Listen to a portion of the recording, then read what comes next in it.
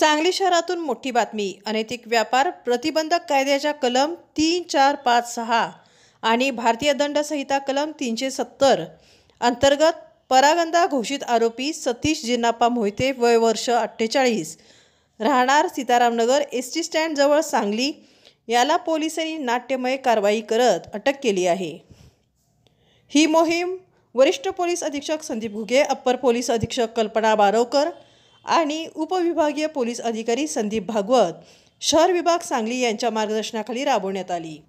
सांगली शहर पोलीस ठाण्याचे पोलीस निरीक्षक अरुण सुगावकर यांच्या आदेशानुसार गुन्हे प्रकटीकरण शाखेचे पोलीस उपनिरीक्षक सागर होळकर आणि त्यांचे पथक, police head constable Sandeep Patil, police head constable Vinayak Shinde, Yogesh Patil, Rafiq Mulani, Satish Limbale, police constable Gautam Kamble, Santosh Galve, Prashant Pujari, Sandeep कोळी, विशाल कोळी, योगेश सटाले, दिग्विजय साळुंके, गणेश कोळेकर यांनी संयुक्तपणे ही मोहीम पार पाडली।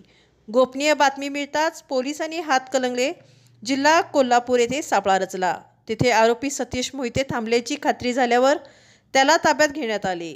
या प्रकरणातील इतर 2 आरोपी इम्रान युनुस मुल्ला आणि विक्रम पंडित कल्याणकर यांना यापूर्वीच अटक करून दोषारोपपत्र दाखल झाले आहे। ड्युलेक्स स्पाच्या आडून आर्थिकदृष्ट्या दुर्बल महिलांना दबाव टाकून वेश्या व्यवसायास प्रवृत्त करणे, ग्राहकाकडून 4,000 रुपये घेणे आणि पीडित महिलांना फक्त 500 रुपये देणे असा गंभीर प्रकार तपासात उघड झाला आहे। सतीश मोहिते याच्यावर गेल्या काही वर्षात सांगली, मिरज, कुपवाड आणि विश्रामबाग पोलीस ठाण्यात एकूण 15 गंभीर गुन्ह्यांची नोंद आहे।